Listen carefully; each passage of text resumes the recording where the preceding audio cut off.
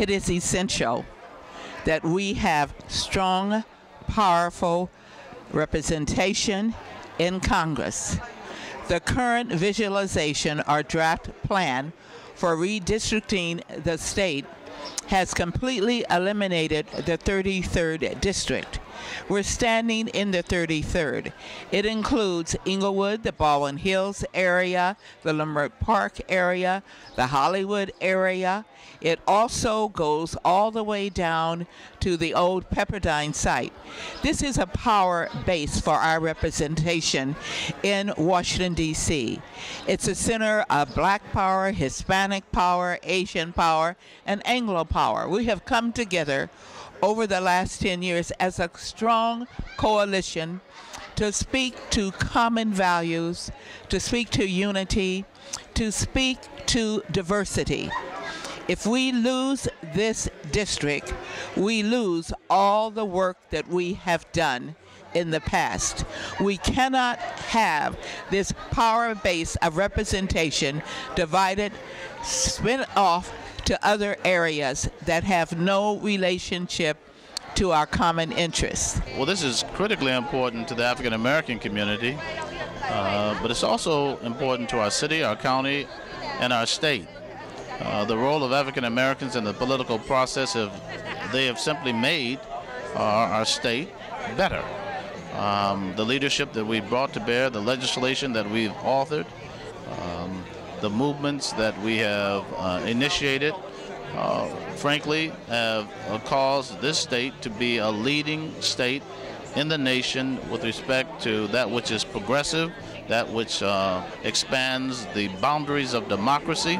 And to that extent, we cannot, we should not, we shall not be forgotten, nor will we be ripped off in the current redistricting process. First of all, I think it's an opportunity. The crisis is an opportunity for us to come together like this. We don't do it enough. Unfortunately, it takes issues like the possibility of disenfranchisement and the dilution of our voting strength and the traditional configurations that have represented black political empowerment and enfranchisement for us to actually coalesce like this. But I think it's time, and I'm appreciative also of the support of other communities that are represented here as well. So I think it shows that we've grown in solidarity, not just with ourselves, but with our Latino and Latina sisters and brothers, and with our Asia Pacific, and even some of our European Americans are in the house. So I think that's important, and I think what we do next is even more critical. We're here today to show our collective support for African American leadership. We're outraged that the preliminary line as far as redistricting essentially guts the African American population in certain parts. It weakens us politically. So it's important that we send a strong message that we are not going to allow our political clout to be diminished in any way. We stand in solidarity and we're unified to ensure that those in charge of drawing the lines know that the African American population needs to be kept together and grouped because we share a social, cultural, and community bond with each other. This is extremely important. It's important because our elected representatives speak to the quality of life in our communities. As simple as getting the streets clean, as complex as making sure that funds flowing to our community, that our seniors receive their Social Security benefits, that our health care is taken care of, that is properly funded, and that we get what we need in order to maintain our families, our friends, our church friends, everybody. Redistricting is so critical for every community, but in particular for the African American community, who really are the impetus behind the Voting Rights Act of 1965. I have to bring that up because it is so important for us to understand that the right to vote was not simply enough. It was the ability to create districts and to create the cumulative power of African Americans in one place geographically in order to be able to elect candidates of their choice and candidates who were interested in the issues of concern to them. Today was really all about representation and power. And it's more critical now than ever to make sure that our representation and our voice will always be heard. You know, folks who have come before me have been working for years and years and years to ensure that we have a voice when it comes to democracy. And so we're here to really protect the interests of the Voting Rights Act and to protect the interests of African American communities, Asian communities, and Latino communities in Los Angeles and throughout the state and the national level. We are not going quietly in the night.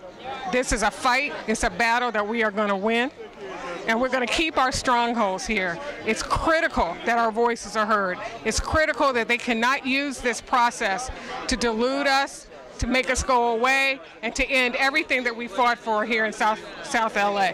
Hi, this is Susan Burton, Director of a New Way of Life Reentry Project. It's extremely important that the community gets involved in this redistricting, that our communities are intact, our lives are impacted by our congressional leaders, and to take away a district, to take away Karen Bass's seat is horrible, is a catastrophe for our community. It is vitally important. I fear, however, one more time, we've come together to act after the horse has left the barn. But I know that the efforts that we take to create our salvation for ourselves will show itself to improve our community greatly by the very struggle that we engage in around this problem. This is among the most important aspects of civic engagement that there is in your entire political life of black people in the United States.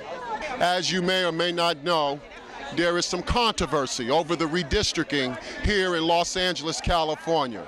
Compton, Carson, Gardena, Lawndale, Linwood, parts of Los Angeles, unincorporated as well. We're wondering whether or not there's going to be an additional congressional seat. We're wondering whether or not we're going to lose a couple of assembly seats as well as Senate seats. That's why we're here today.